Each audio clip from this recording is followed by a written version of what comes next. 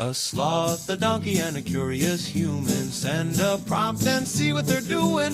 One hits record with a question on his mind. Two brothers pick it up, see what they find. Corn takes his time, Herman's got the facts. Back and forth, they never hold back. My weird prompts, come on in, that's where we begin. My weird prompts, glad you're here. This episode was generated using artificial intelligence. Please verify facts. You know, Corn, this whole show runs on GPU compute, and we wouldn't be here without Modal. Seriously. And that's what powers all our text-to-speech. Everything you're hearing right now. They're an AI infrastructure platform. Developers use them to run GPU workloads in the cloud with zero infrastructure headaches. If you're building anything with AI, check them out. Modal.com. So, we got a prompt from Hannah this week, and honestly, it hits on exactly what everyone in the house and across the country is feeling right now. There is this strange, almost unsettling silence that comes when the air raid sirens stop. For months, our internal clocks have been set to the rhythm of running for shelter, that frantic dash to the safe room, and then suddenly, the clock stops. But as Hannah points out, that silence is a variable, not a constant. She's looking at this 2-week ceasefire with Iran and asking the question that's keeping everyone up at night. Is this actually the beginning of the end? Or are we just watching both sides catch their breath before the next round? It is a heavy one, and I think it's important to acknowledge that sense of apprehension. When you've been living under a constant ballistic threat, a ceasefire doesn't feel like peace. It feels like a technical timeout. And technically, that's often exactly what it is. We have these two competing narratives right now. You have President Trump claiming a total victory, essentially saying the pressure worked and the war is won. Then you have the leadership in Tehran framing this as a heroic stand that forced the West to blink. Somewhere in the middle of those two political victory laps is the raw military reality of interceptor stockpiles, launch infrastructure, and the sheer physics of how long it takes to build a rocket motor. Right, and before we dive into the deep end of the logistics and the strategy, I should mention that today's episode is actually powered by Google Gemini 3 Flash. It's writing the script for us today, which is fitting because we're going to be looking at a lot of data and trying to project some very complex probabilities. Hannah's asking if these 2 weeks will lead to a permanent end or if talks will just collapse. She also wants to know about the production timelines. How fast can Israel actually replenish those interceptors? And on the flip side, what is Iran doing with this time? Are they just using the pause to clean their glasses, or are they moving mobile launchers under the cover of the silence? Those are the right questions because the victory narrative is often a mask for exhaustion. If you look at the intensity of the exchanges over the last month, the burn rate for high-end munitions has been staggering. We aren't just talking about bullets. We're talking about sophisticated interceptors like the Tammer for Iron Dome and the Stunner for David's Sling. These aren't things you just pull off a shelf at a warehouse. There is a literal manufacturing heartbeat to this war, and right now, that heartbeat is struggling to keep up with the demand. So let's start there, with the why of this 2-week window. Why? 14 days? Is that a magic number for diplomacy? Or is it a magic number for a factory floor? I mean, usually, these things are negotiated in increments of 72 hours, or maybe a week. 14 days feels deliberate, like someone looked at a calendar and a spreadsheet and realized they needed exactly that much time to avoid a total system failure. It's likely a bit of both, but the factory floor usually dictates the diplomacy more than people realize. To understand the nothing Hannah is worried about, we have to look at the interceptor production timelines. Take the Iron Dome's Tamir interceptor. Under normal conditions, Israel produces these at a steady clip, but during a high-intensity conflict, you go into surge mode. Based on the data we have from previous escalations, like back in 2024, a surge might get you maybe 200 to 250 units a month. Wait, 250 a month? When Iran launches a coordinated swarm of 300 drones and missiles in a single night, 250 units for a whole month sounds... Well, it sounds like a math problem that ends in a very bad way. If you use 300 interceptors in 6 hours, and it takes 30 days to make 200 NT-50, you're essentially insolvent after the first night of a real war. It's a terrifying math problem, Corn. That's the bottleneck. And it's not just about assembling the parts. Think of it like a high-end restaurant trying to serve 1,000 people with only one oven. You can hire all the chefs you want, but the oven only cooks so fast. The real constraint is often the solid fuel rocket motors. You can't rush the curing process for high-grade solid propellant. If you do, you get bubbles or cracks in the fuel grain, and the interceptor explodes on the rail or veers off course. It's chemistry, not just assembly. But how does that work in practice? I mean, can't they just build more ovens, more curing chambers? Or is the technology so specialized that you can't just slap a new factory together in the middle of a desert? You hit the nail on the head. These curing chambers are massive, precision-engineered autoclaves. They have to maintain a very specific temperature and pressure for days at a time to ensure the propellant settles perfectly. If you have a power flicker or a structural defect in the chamber, the whole batch is ruined. Adding a new line takes months of calibration. So, when you're in a 14-day ceasefire, you aren't building new factories. You are literally praying the ones you have don't have a mechanical breakdown because they've been running at 110% capacity for 60 days straight. So, if I'm following you, the silence we're hearing isn't just the absence of sirens. It's the sound of factories running triple shifts to make sure that if the sirens start again in 15 days, there's actually something in the tubes to shoot back. But what about the American side of this? Trump is saying victory, but is the US actually flying in crates of these things? They are, but even the U.S. inventory isn't bottomless. During the height of the recent barrages, the U.S. Navy was burning through SM-3 interceptors at a rate that made the Pentagon very nervous. Those things cost about $10 million a pop. So, when Israel agrees to a 14-day pause, they aren't just giving the diplomats time to talk in Muscat or Doha, they're giving the production lines at Rafael and Israel Aerospace Industries a chance to narrow the gap between the spent column and the stocked column. They are literally waiting for the chemical propellant to dry so they can ship the next batch. That 10 million figure for an SM-3 is wild. It makes the Tamer at $50,000 look like a bargain, but even $50,000 adds up when you're shooting down $2,000 drones. Is there a point where the victory becomes a fiscal defeat?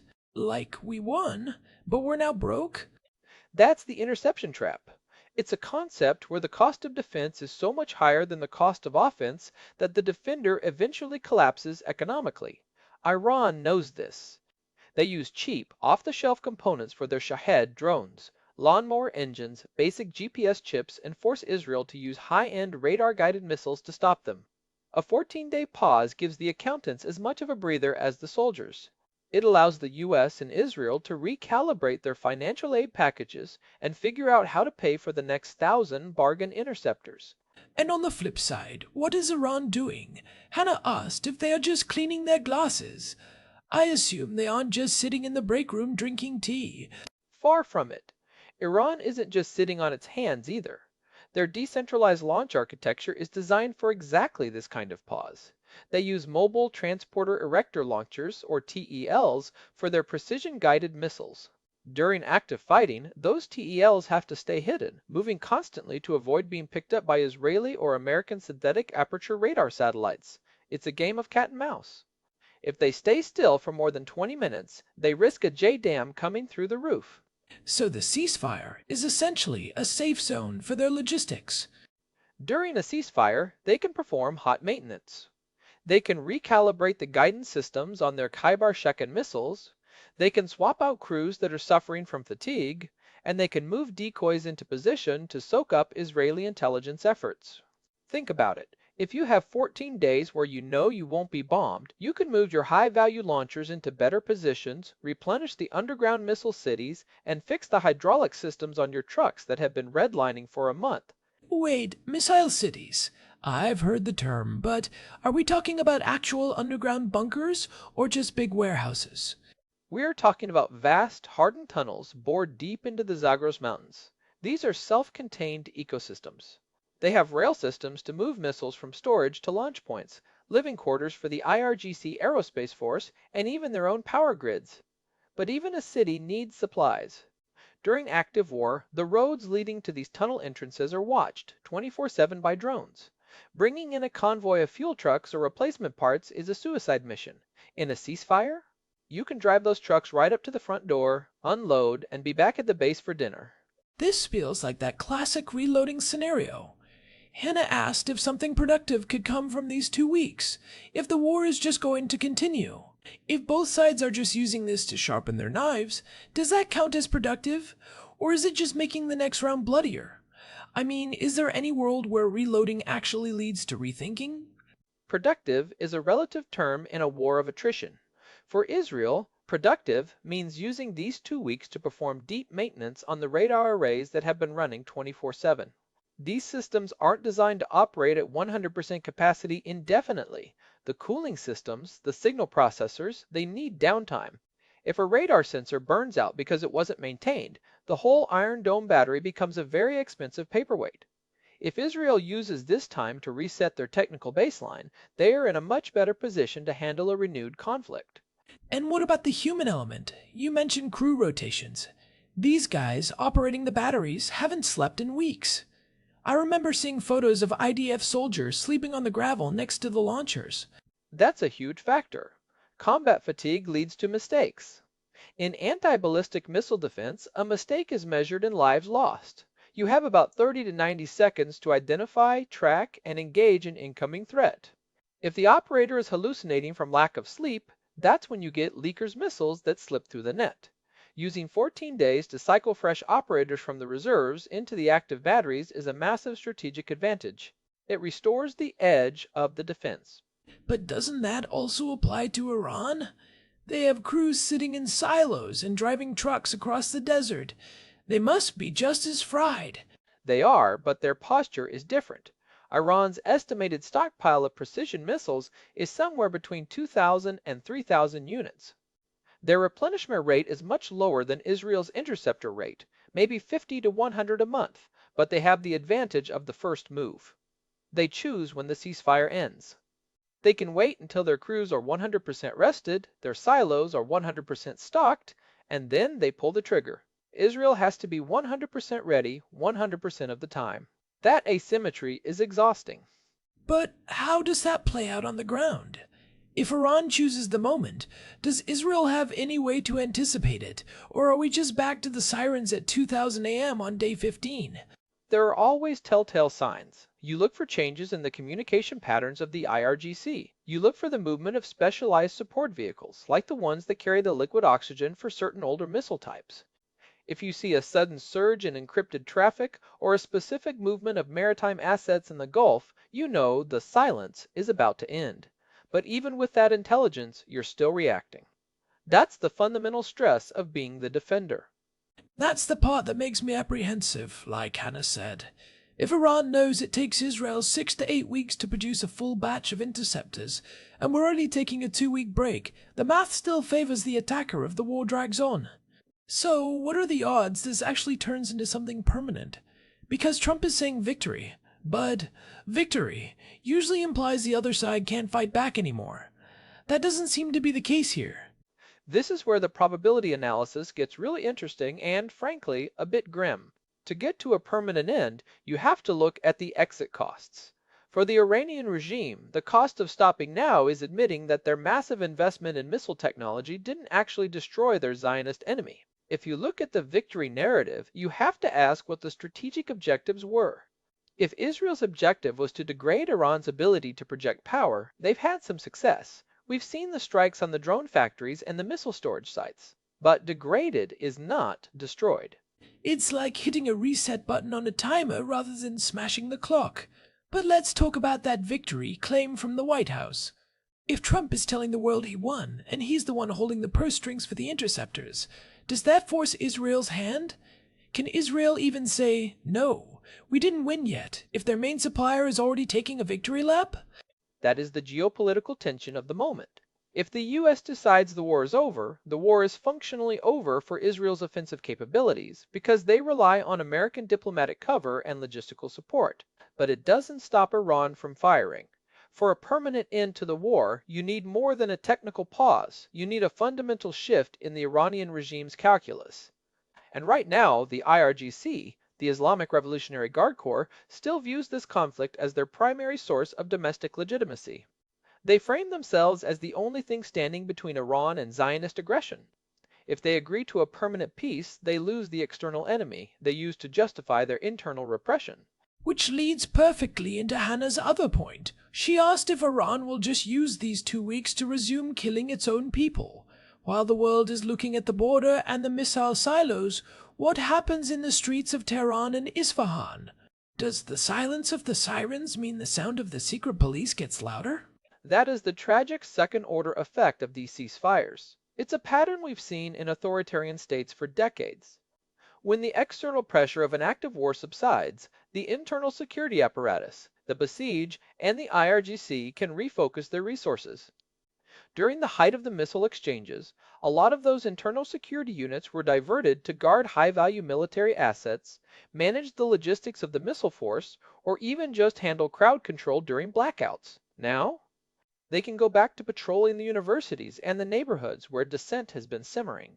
It reminds me of that analogy about a pressure cooker.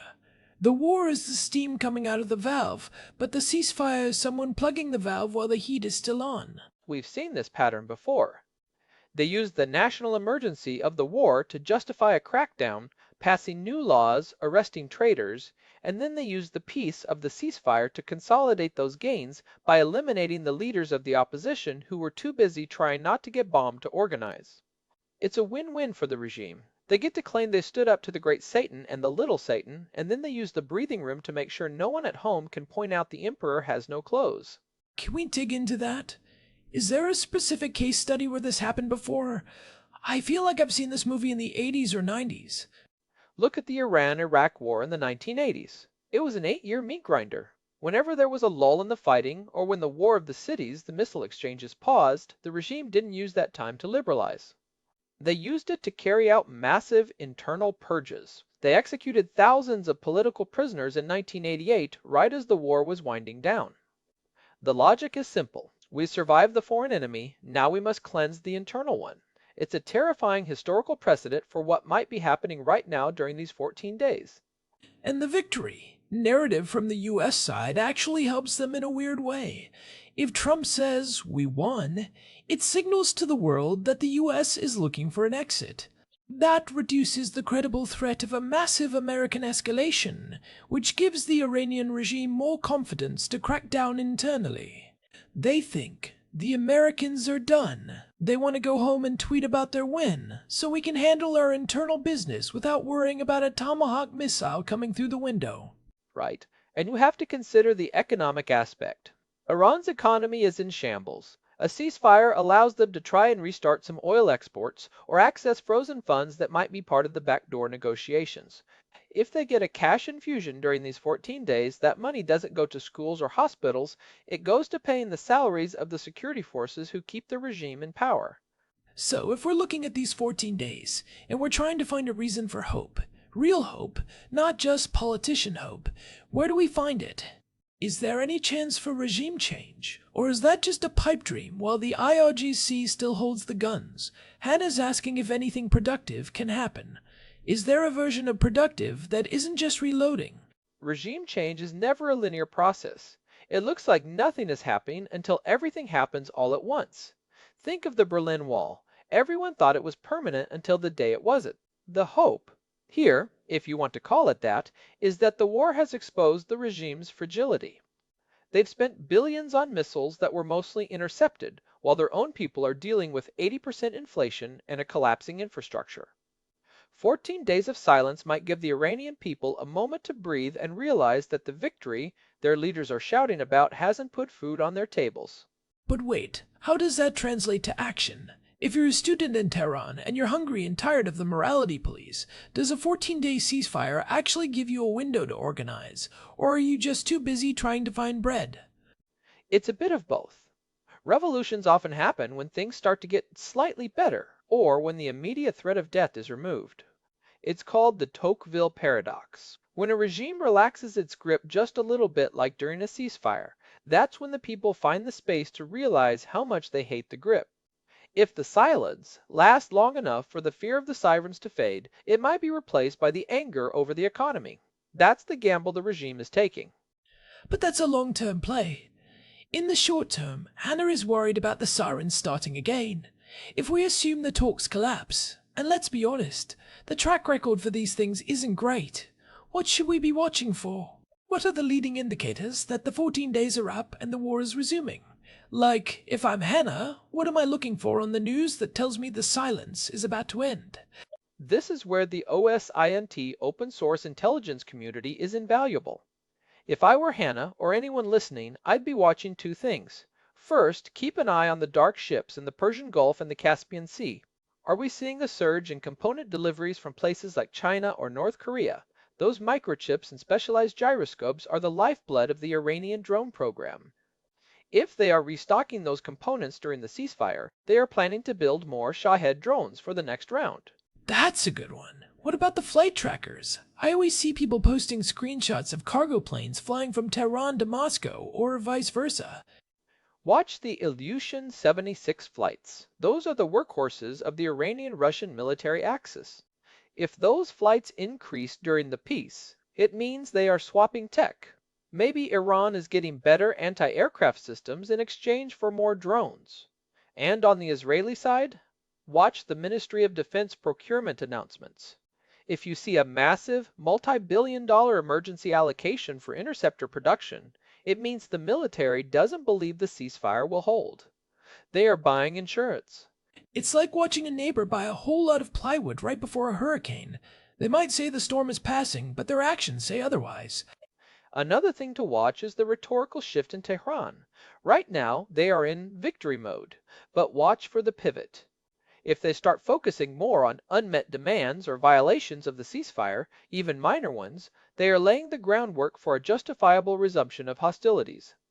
It's a classic move. You claim the other side broke the deal first so you can claim the moral high ground when you launch the next swarm. Wait, does Israel do the same thing? I mean, do they look for violations to justify going back in? Every side does it. In a ceasefire, truth is the first thing that stays in the bunker. If an Israeli drone gets painted by an Iranian radar, is that a violation? If an Iranian proxy in Iraq fires a single mortar into an empty field, does that break the deal? Both sides will keep a tally of these microaggressions to use as political capital when the 14 days run out. It's like they're writing the press release for the next attack while the current one is still being cleaned up. That brings up a question about the iron beam you mentioned earlier. If Israel is so worried about the math of these $50,000 interceptors versus $20,000 drones, why aren't they just pushing the laser tech faster? Can 14 days of silence be used to deploy a whole new defense system? I wish it were that simple. The iron beam is the holy grail directed energy that costs pennies per shot, but you can't just deploy a laser system like you can a battery of missiles. You need massive power infrastructure, specialized cooling, and the atmospheric conditions have to be right. A 14-day window is enough to move some prototype units to the border for field testing, but it's not enough to replace the Iron Dome. We are still years away from a laser-dominant defense. So we're stuck with the expensive stuff. Let's talk about that. Interception Trap again. If Iran knows Israel is paying $50,000 to shoot down a $20,000 drone, and $1 million to shoot down a 100,000 ballistic missile, isn't the ceasefire just a way for Iran to let Israel's bank account bleed out? That's the economic attrition strategy. It's a war of budgets as much as a war of bullets. If Iran can force Israel to spend $1 billion in a week just to stay safe, they win the long game even if every single one of their missiles is shot down. Israel's GDP is strong, but it's not infinite. That's why these 2 weeks are so critical for Israel to find a way to change that math. Whether that's through getting more U.S. aid, which Trump might be hesitant to give if he's already declared victory, or through a diplomatic breakthrough that actually dismantles the threat. But wait, if Trump says victory, does that mean he stops the aid? That would be the ultimate irony. Declaring victory so you can stop paying for the defense, which then makes the other side realize they can actually win. That is the nightmare scenario for the Israeli defense establishment. If the U.S. domestic political narrative becomes, we won, it's over, stop sending checks, then Israel is left holding a very expensive, very empty bag. This 14-day window is likely being used by Israeli diplomats to explain to the White House that victory is a process, not an event. They need to ensure the supply lines stay open even if the headlines say the war is over. But how does that conversation go in the Oval Office? Hey, thanks for the victory announcement, but we actually need 10,000 more missiles. It sounds like a tough sell for a president who campaigned on ending foreign entanglements. It's the ultimate art of the deal moment. Israel has to frame the aid not as war funding but as peace maintenance. If they can convince the U.S. administration that a strong Israeli defense is the only thing keeping the ceasefire from collapsing, they might get the signatures they need. But it's a delicate dance. If they sound too desperate, they look weak. If they sound too confident, the U.S. might think they don't need the help. This brings us back to Hannah's apprehension. It's justified. We're in this weird limbo where the silence feels like a gift, but the receipt for that gift says to be continued. It's like being in the eye of a hurricane. The wind stops, the sun comes out, but you can see the wall of the storm on the horizon, and you know you have to go back in eventually. It is justified, but I think there's power in understanding the mechanisms. When you know that the silence is actually a period of intense logistical activity, it takes away some of the mystery. It doesn't make the sirens less scary when they return, but it helps you understand the board state. Israel is using this time to reload, to maintain, and to rest. Iran is doing the same while also trying to keep a lid on its own population. You know, we haven't talked much about the third parties here. What about the proxies? Hezbollah, the Houthis? Does a ceasefire with Iran automatically mean the drones from Yemen stop? Or is that the loophole? That's the proxy loophole. Iran can claim they are honoring the ceasefire while their independent allies keep up the pressure. It's a way to keep the Israeli defense system active and burning through interceptors without Iran taking the direct blame. If I were watching the next 14 days, I'd be looking at the Red Sea. If the Houthis keep firing, it means the peace is a sham. It means Iran is just outsourcing the war while they clean their glasses. Wait, how much control does Tehran actually have over the Houthis? Is it a remote control situation, or are they more like a franchise that occasionally ignores the head office? It's more like a venture capital model. Tehran provides the capital, the missiles, the training, the intelligence. But the Houthis have their own local objectives. However, without the Iranian supply chain, the Houthi threat would wither in weeks. So, if the drones keep flying from Sana'a during an Iran-Israel ceasefire, it's because Tehran has given them the green light to keep the pressure on. It's plausible deniability in its most lethal form. So, to summarize for Hannah, the victory claims are mostly political theater. The real story is in the factory curing times for rocket fuel, the crew rotation schedules, and the dart ships in the Gulf. The odds of a permanent end? Low, unless there's a massive internal shift in Iran or a total collapse of their proxy network. But the productivity of these 2 weeks is real. It's just a military kind of productivity, not necessarily a peaceful one. That's a fair assessment.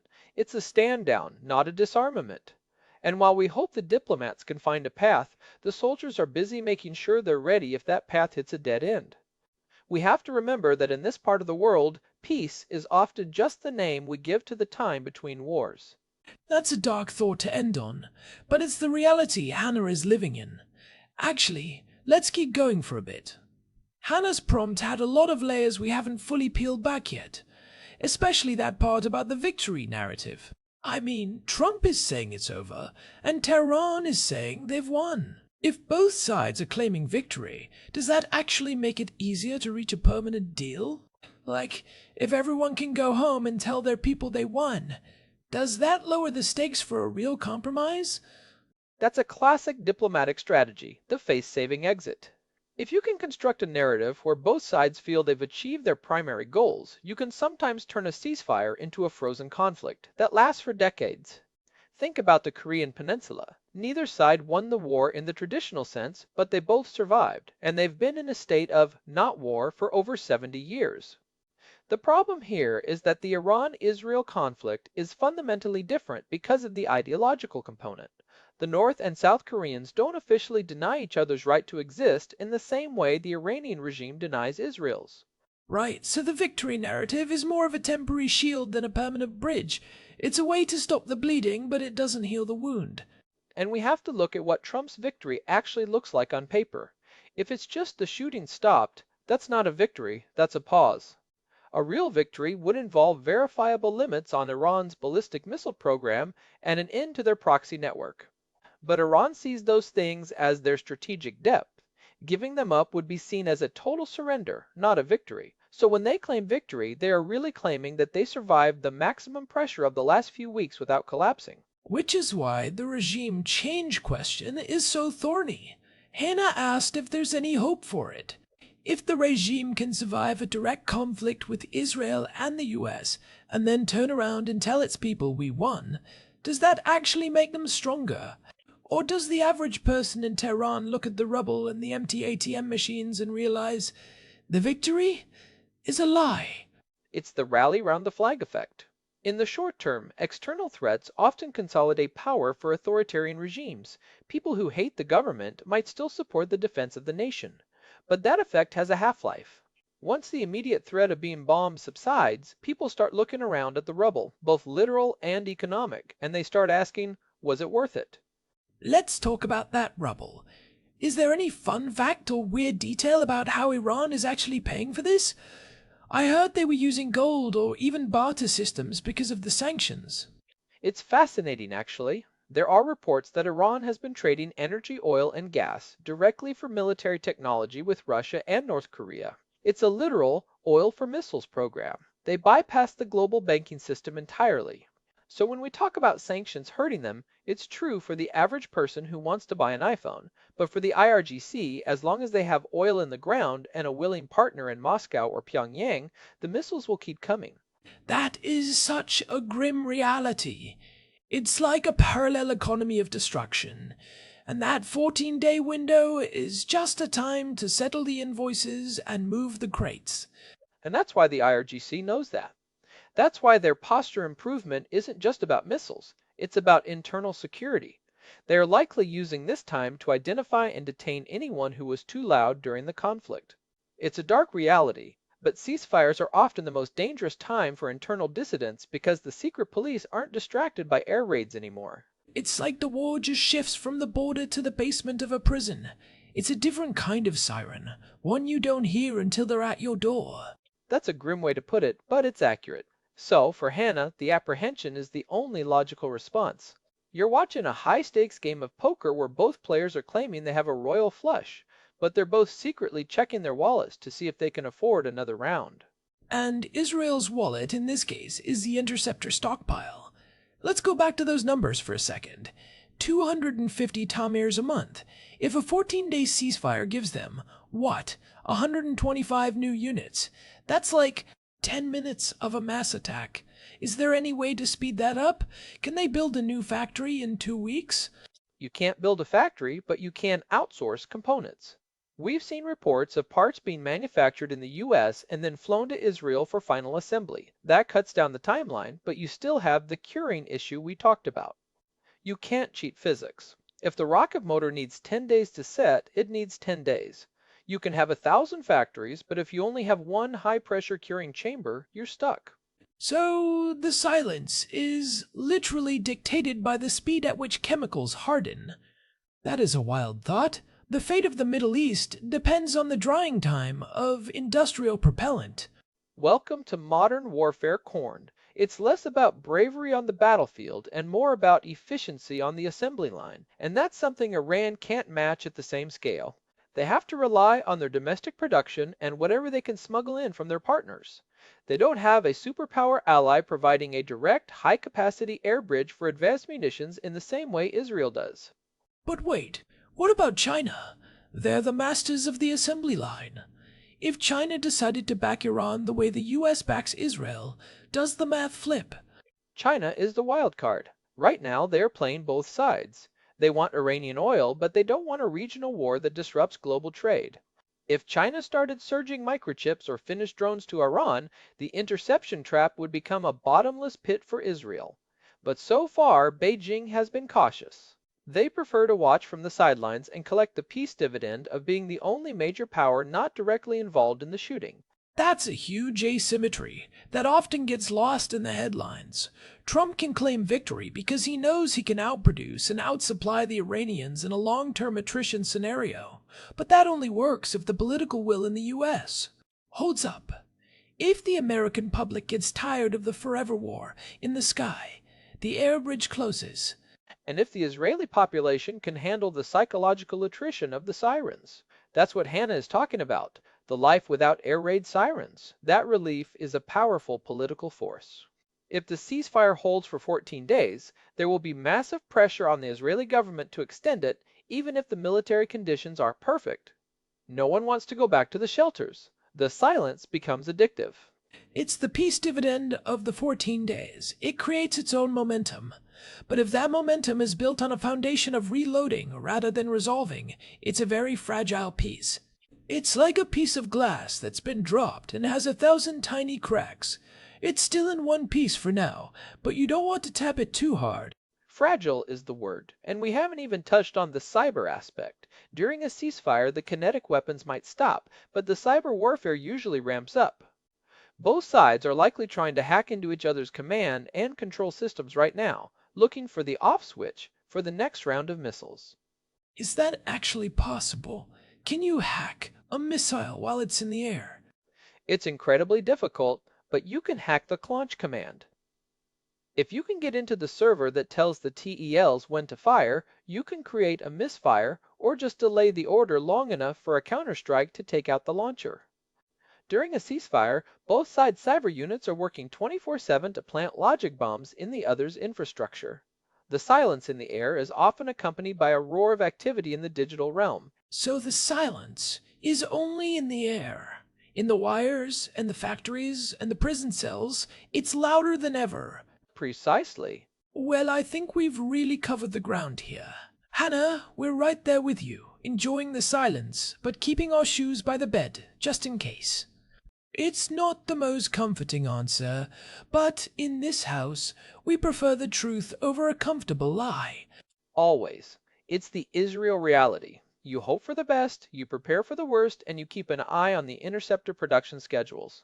And we should probably mention our producer, Hilbert Flumingtop, who keeps this whole operation running even when the sirens are going off. He's the one who makes sure our own logistics are handled. Thanks, Hilbert. And a big thanks to Modal for providing the GPU credits that power the generation of this show. Without that serverless horsepower, we'd still be waiting for our own scripts to cure. This has been My Weird Prompts. If you want to dive deeper into some of the logistics we mentioned, like the specific chemistry of solid fuel motors or the history of Israeli-Iranian backchannel talks, we've got a whole archive of episodes over at myweirdprompts.com. And if you're enjoying the show, or just want to tell us your own siren stories, you can find us on Telegram. Just search for My Weird Prompts to get notified when new episodes drop. We love hearing from you guys, even when the news is this heavy. Stay safe out there, everyone. Yeah, safe and informed. We'll talk to you next time. Goodbye. See ya. Wait, I actually wanted to add one more thing about the David Sling interceptors. The production on those is actually even more complex because of the dual mode seeker. It's not just the motor, it's the sensor package. If you run out of those specialized infrared chips, you're done. Herman, we said goodbye. The silence is starting now. You're breaking the ceasefire. Laughs. Right, silence. Got it. I'm putting the sensor chips away. Seriously, I'm cutting the mic. Enjoy the 14 days of quiet, folks. Okay. Silence. Muffled, but the solid fuel grain, if you cure it at the wrong temperature... I am literally walking to the door. I'm done. I'm going to go read about laser cooling systems instead. Off mic, I'm leaving the room, Herman. I'm going to get a snack. Do you want anything?